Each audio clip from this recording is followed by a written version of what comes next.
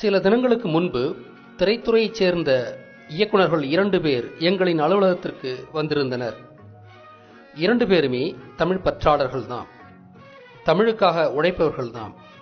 இருந்தும் அவர்களில் 25 அகவைக்கு உட்பட்ட ஒரு பெண் இயக்குனர் தமிழ் என்று அளவுக்கு மேலேயே தமிழை புகுத்துவது அருவருப்பை ஏற்படுத்துகிறது என்ற கருத்தை வைத்தார். அதற்கு சான்றாக அவர், கணனிகளில் பொத்தானை அழுத்து என்பதற்கு பதிலாக பட்டனை அழுத்து என்றே சொல்லலாமே, பட்டன் என்பது ஆங்கில சொல்லாக இருப்பினும் அனைவரும் பயன்படுத்தும் சொல்லாகிவிட்டது அல்லவா என்றார். பொத்தான் என்பதனை ஒரு அருவருக்கத்தக்க சொல்லாக அவர் பார்த்தார். தமிழாக்கம் செய்யப்பட்ட பல கலைச்சொற்களை பற்றிய அவரது கருத்தும் இதே வகையில்தான் இருந்தது. அதற்கு நாங்கள், தமிழில் ஆங்கில சொற்களின் பயன்பாடு அதிகமாகிவிட்டது, அதோடு புதிய கலைச்சொற்களும் சூழ்நிலை காரணமாக ஆங்கில சொற்களாகவே உள்ளதால் அவற்றை அப்படியே தமிழில் பயன்படுத்தினால் தமிழ் மொழி அழிந்துவிடும். எனவே ஆங்கில சொற்களுக்கு இணையான தமிழ் சொற்கள் உள்ளபோது தமிழ் சொற்களையே பயன்படுத்துவதுதான் நல்லது. புதிய கலைச்சொற்களுக்கு தமிழாக்கம் செய்யப்பட்ட சொற்களை பயன்படுத்துவதே சிறந்தது என்றோம். அவர் விடைபெற்று சென்ற பிறகு எனக்கு ஒரு சிந்தனை ஓடியது. ஆங்கிலத்தில் உள்ள 60% மேற்பட்ட சொற்களின் மூலம் தமிழ்தான் என்று தெளிவாக அறிந்த நான், பட்டன் என்ற சொல் கூட பொத்தான் என்ற தமிழ் சொல்லிலிருந்தே வந்திருக்க வேண்டும் என்று ஊகித்தேன். பொத்தான், பொத்தான், பட்டன் என்று மறிவு இருக்கவே வாய்ப்புள்ளது என்று கருதினேன். தமிழ் ஆங்கில உச்சரிப்பை பார்த்தாலே இந்த உண்மை விளங்கிவிடும். என்றாலும் பட்டனுக்கான ஆங்கில சொல்லாய்வு களஞ்சியத்தை கண்ணுற்றேன். அங்கு எனது கருத்து அப்படியே எதிரொலிப்பதைக் கண்டு வியந்தேன். பழைய பிரெஞ்சு மொழியில் பொத்தான் என்று அழைக்கப்பட்டு ஆங்கிலத்தில் பட்டன் என்று மறி வந்துள்ளதாக அதில் குறிப்பிட்டிருந்தார்கள். அதோடு பொத்தான் என்பதன் பொருளையும் கொடுத்திருந்தனர். டு த்ரஸ்ட் அவுட் என்பதுதான் அது. பொத்திக்கொண்டு வரும் அழுகையை அடக்கினான், பொத்திக்கொண்டு வரும் சிரிப்பை அடக்க முடியாமல் தவித்தான் என்றெல்லாம் உள்ள தமிழ் பேச்சு வழக்கும் இதே பொருளில்தான் உள்ளது. ஒரு கூர்மையான பொருளால் அழுத்தி உருவாக்கப்படும் ஓட்டையை பொத்தல் என்று சரியாகவே நாம் அழைக்கின்றோம். பொத்தல் வழியாக துருத்தி எடுக்கப்படும் பொருள் பொத்தான் என்று சரியாகவே தமிழில் பெயரிடப்பட்டிருக்கிறது. ஆங்கிலத்தில் உள்ள சொற்களில் 60% மேல் தமிழ் மூலத்திலிருந்து உருவானவையே என்று நாங்கள் ஏற்கனவே சொன்னோம். அப்படி இருக்கும்போது ஆங்கில சொற்களை தமிழில் அப்படியே பயன்படுத்தினால் தமிழ் சொற்கள் அழிந்து போகும். அதே சமயம் பட்டன் போன்ற எண்ணற்ற சொற்கள் ஆங்கிலத்திலிருந்துதான் தமிழுக்கு வந்தனவென்று தலைகீழான செய்தி அரங்கேற்றப்படும். 50,000 ஆண்டுகள் பழைய தமிழ் நேற்றைய ஆங்கிலத்தின் கிளைமொழி என்று உறுதி செய்யப்படும். வரலாறே மாறிவிடும். எனவே தமிழை பயன்படுத்தும் போது தமிழ் சொற்களையே கையாள்வதுதான் முறையானது.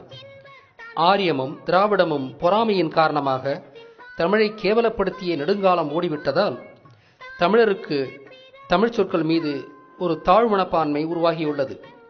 இது செயற்கையானதுதான். ஆங்கிலத்தில் உள்ள தமிழ் சொற்களை நீக்கிவிட்டால் ஆங்கிலம் இயங்கவே முடியாது என்பதுதான் உண்மை. ஆங்கில மொழியில் தமிழின் ஆளுமைக்கு ஒரு சில சான்றுகளை காண்போம். தமிழின் பல சொற்களுக்கு முன்பு ஒரு எஸ் சேர்த்தால் அது ஆங்கில சொல்லாகிவிடும். மேற்குலகின் குளிர்ந்த தட்பவெப்ப சூழல்தான் இத்தகைய மொழி மறுவுதலுக்கான காரணமாகும். பின்னு, ஸ்பின்னு, ஸ்பின், பஞ்சு, ஸ்பஞ்சு, ஸ்பாஞ்ச், பேச்சு, ஸ்பேச்சு, ஸ்பீச். ஸ்டடி என்ற ஆங்கில சொல் துடி என்ற மூலத்திலிருந்தே உருவானது என்பது ஆங்கில சொல்லாய்வு அகராதியே சொல்லும் விடயம்தான். ஸ்டுடி, ஸ்டடி, ஸ்டடி. ஆனால் துடி என்பது தமிழின் துடி என்ற மூலச்சொல்லே. துடி, ஸ்டுடி, ஸ்டடி.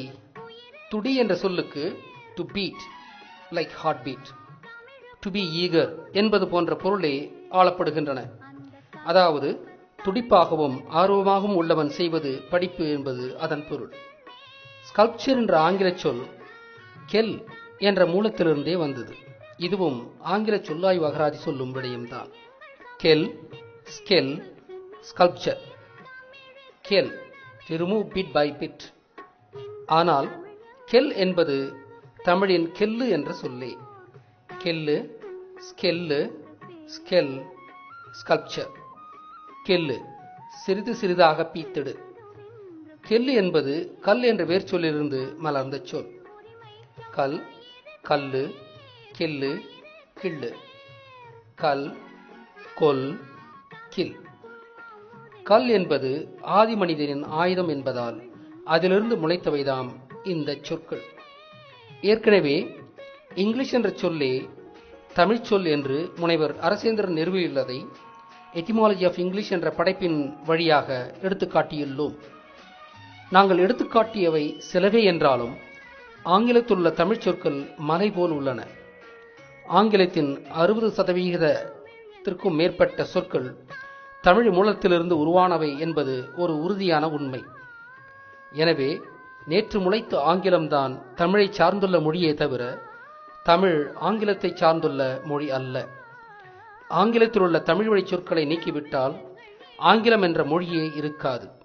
அதோடு தமிழுக்கு இணையான அறிவியல் மொழி ஒன்று கூட உலகில் இல்லை என்பதுதான் உண்மை.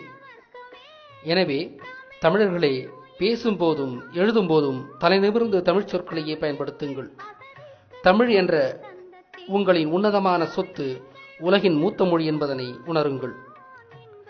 நாங்கள் பலவிதமான தமிழர் நலம் சார்ந்த பணிகளில் ஈடுபட்டு வருகிறோம். அதனால் சொல்லாய்வு செய்யும் வேகத்திற்கு எங்களால் அவற்றை படமாக்க இயலவில்லை. எங்களது பணிகளை முடுக்கிவிட முயலுகின்றோம். கேட்டமைக்கு நன்றிகள் பல.